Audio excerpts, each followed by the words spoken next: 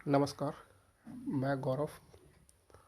जैसा कि मैंने अपने व्हाट्सएप कम्युनिटी में लोगों को बताया था कि मैं इंट्राडे ट्रेड नहीं करता हूँ।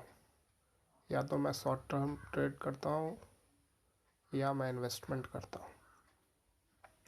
लेकिन मेरे कुछ दोस्तों के आग्रह पे मैंने भी इंट्राडे ट्रेड करना स्टार्ट किया है, बस उनको यह दिखाने के लिए कि अगर आप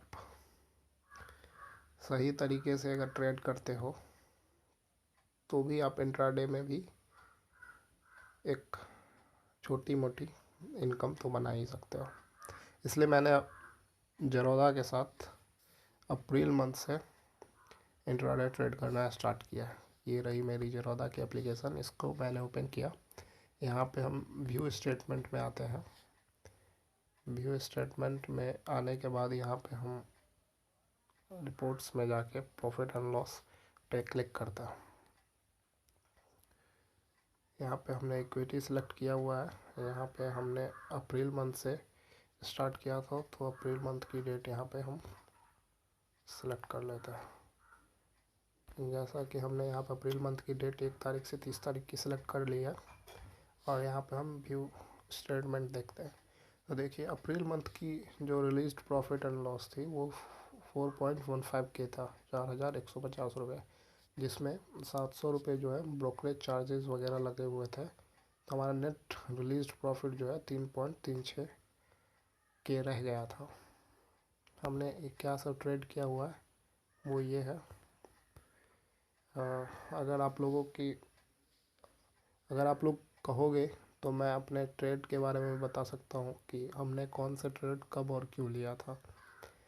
तो ये हमारा नेट रिलीज प्रॉफिट जो है 3.36 के है। तो हम अगर उसे कैलकुलेट कर लें 3.36, हम इसको अगर 1000 के टर्म में लिख लें और यहाँ पे फ्यूचर एंड ऑप्शंस में उसी मंथ में हमारा जो रिलीज प्रॉफिट था वो 6.76 के था, जिसमें 2.61 के जो है चार्जेस लग गए थे।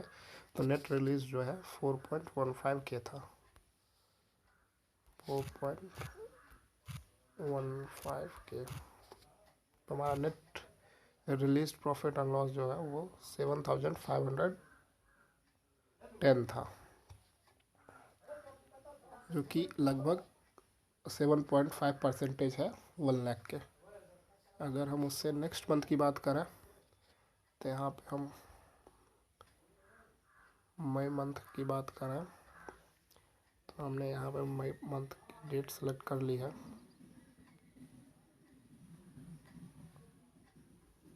और यहाँ पे हम इक्विटी में जाते हैं और release profit and loss check करते हैं। देखिए, यहाँ पे भी हमने ट्रेड किया हुआ था, लेकिन हमारा एक ट्रेड जो है देखिए यहाँ पे चोला फाइनेंस में जो है इतना का प्रॉफिट था, लेकिन एक ट्रेड आईटीसी का जो है वो लॉस होने की वजह से, ये लॉस इसलिए हुआ था क्योंकि ये गैप डाउन ओपन हो चुका था और अच्छा खासा गैप डाउन हो गया था। इस वजह से रिस्क मैनेजमेंट जो है कि धज्जियाँ उड़ गई और यहाँ पे एक ट्रेड गड़बड़ हुआ। इस वजह से मैंने इस मंथ में ज़्यादा ट्रेड नहीं लिया और इस मंथ को मैंने वैसे ही जाने दिया, क्योंकि ट्रेड ना लेना भी ट्रेड लेना ही होता है मेरे हिसाब से। अपना अपना अगर पैसा अगर मार्केट में बचा है ना, तो हम दूसरे मंथ भी कर सकते हैं और आगे भी कर सकते हैं। लेकिन एक बार अगर पैसे ही ना बचे तो हम कहीं के नहीं रह जाते। इस मार्केट में मैंने जो कुछ भी सीखा है वो यही है। तो इसलिए सबसे पहले अपनी पैसे को बचाना इस मेरे हिसाब से सबसे बड़ी बात है। तो इसलिए मैंने इस मंथ में कुछ नहीं किया था और यहाँ पर मेरा net release profit and loss जो है वो 630 रुपये का लॉस था। तो हम इसको इसमें से माइनस कर देते हैं। तो इतना हमारा 2 मंथ का ये रहा। फिर हम अगर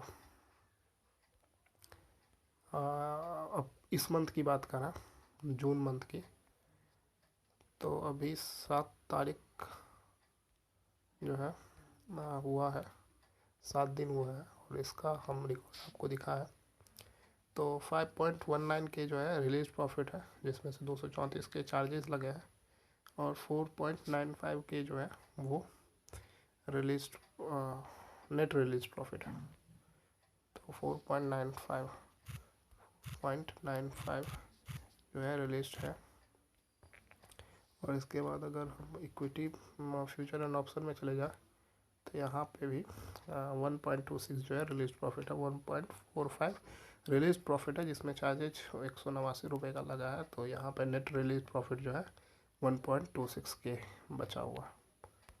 तो हम इसको भी ऐड कर दें 1.26।